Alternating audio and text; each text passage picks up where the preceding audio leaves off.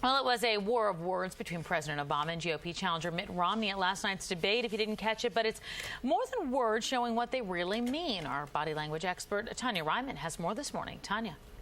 Well, President Obama definitely needed a strong comeback, and last night he had one. He had better eye contact, stronger gestures. He was much more personable. He was able to walk around the arena, which made such a difference because there was no constraints. He wasn't confined. So overall, I think he did really well. Let's take a look at the first clip.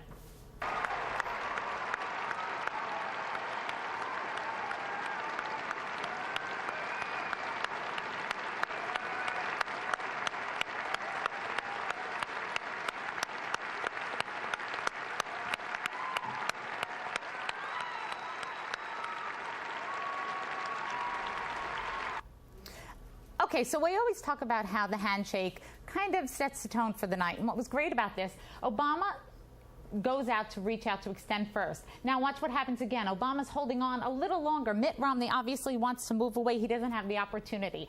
As they go on, the great thing about this is Obama has this high gesture, which sets the night off to say, I feel more powerful. Mitt looks great. He does a wonderful job. But here you see Obama has much higher gestures, which shows that he's feeling a little bit more powerful.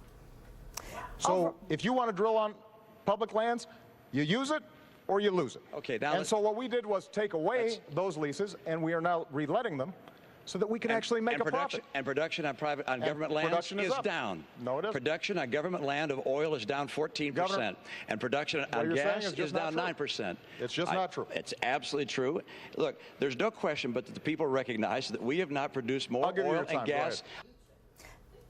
Okay, so here was one of the low moments of the night. And why was it a low moment? Because Romney was literally chasing him down. Obama's trying to make his point. Romney has to chase him down, looking like the strong person. Obama looks weak, and that's how we wrap it up. I will be back in the 8 o'clock hour to discuss Romney's body language. All right, there was a lot going on last night, I'll tell you that. Thank you so much, Tonya Reiman, our body language expert, back in the 8 o'clock hour. All right, back to last night's presidential debate. Last hour, we broke down President Obama's body language. Well, Tonya Reiman is back to put Mitt Romney under the microscope now. Tonya, good morning. Good morning.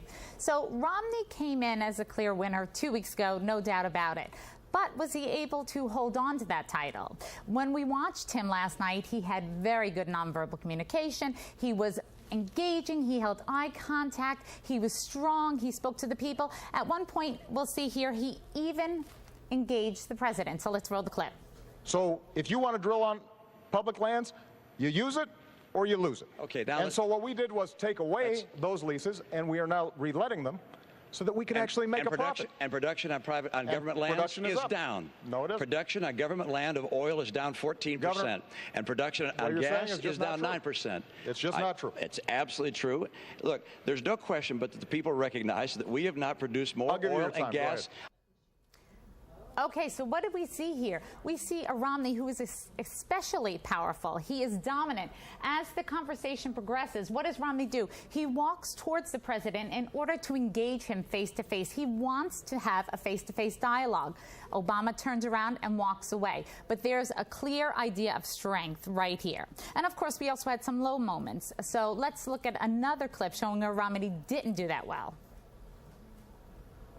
If somebody came to you, Governor, with a plan that said, here, I want to spend $7 or $8 trillion, and then we're going to pay for it, but we can't tell you until maybe after the election how we're going to do it, you wouldn't have taken such a sketchy deal.